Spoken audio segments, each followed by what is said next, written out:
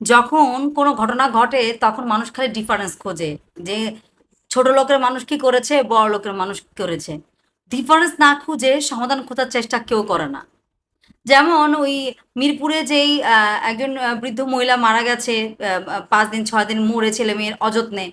এখন অনেকে বলতেছে যে ছেলে মেয়েদেরকে শিক্ষিত না বানায় ছেলে মেয়েদেরকে রাজমিস্ত্রি বানানো উচিত।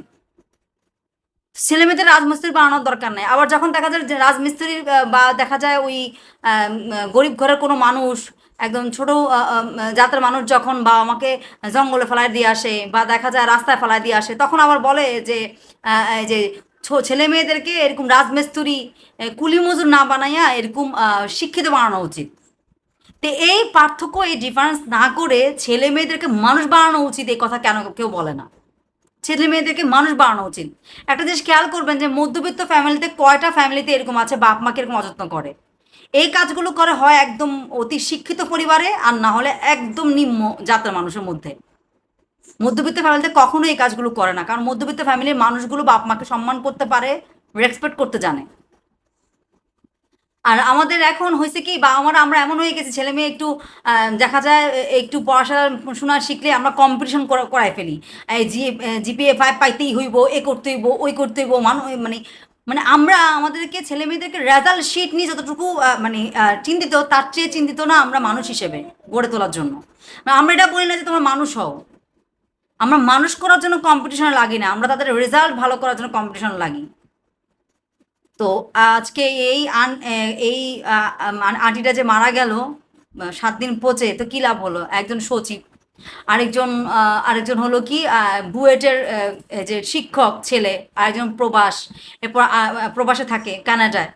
এত মানে ওয়েল এস্টাবলিশ, শুধু এস্টাবলিশ না, ওয়েল এস্টাবলিশে মানুষের ঘরে যদি বাবা মা এরকম থাকে, তাহলে আর কি হবে মানে বলা যায় না। আর যেই দেশের মধ্যে এই ধরনের মানুষরা রাষ্ট্র পরিচালনা করে, রাষ্ট্রকে নাকি ভালোবেসে কাজ করে, তারা হয়তো মাকেই ভালোবাসে না। যারা রাষ্ট্রকে পরিচালনা করে, রাষ্ট্রকে ভালোবাসে, রাষ্ট্রের কাজে নিয়োজিত, তারা মাকে ভালোবাসে না।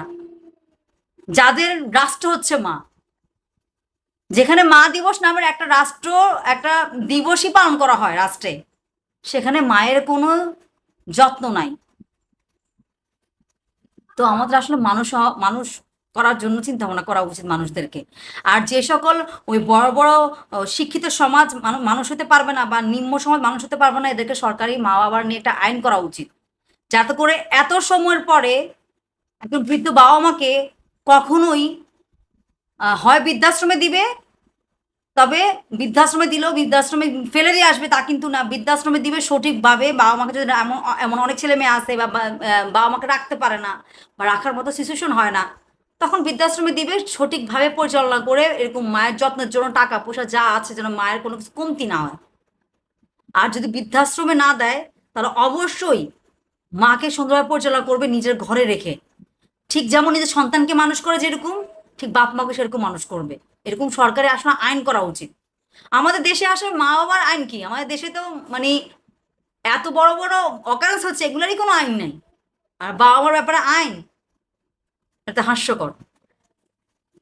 তো সরকারের আসলে কিছু উদ্যোগ নেওয়া উচিত যে এই ধরনের বড় বড় শিক্ষিত সমাজ যারা এগুলা করতেছে, এদের ব্যাপারে কোনো একটা কি ব্যবস্থা গ্রহণ করা উচিত, যাতে করে এরা 10 বার চিন্তা করে এদের বাপ মার নিয়ে কোনো কিছু করার। কারণ এরাই আসলে এই সমাজটাকে নষ্ট করতেছে। অনেকে বলে না যে সমাজ নষ্ট, সমাজ নষ্ট না, সমাজের মানুষগুলো নষ্ট।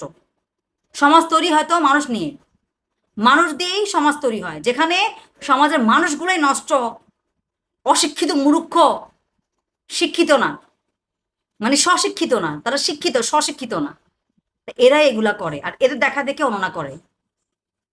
তো এই কয়েকটা বড় মানে বড় এই যে কি বলে, বড় লোকদের যাদের চেহারা এরকম, বড় বড় লোকদের চেহারা, বা সরকারের আমলা যারা রাষ্ট্র পরিচালনা করে, এদের কয়েকটাকে এরকম সরকার যখন বাঁশ দিবে, তখন ওরা বাঁশের যে ব্যথা পাবে না, সেই ব্যথা পেয়েই ঠিক হয়ে যাবে। আর তার দেখা দেখি আর 10 জনে বাঁশ নেওয়া থেকে ভয় ভয় পাবে।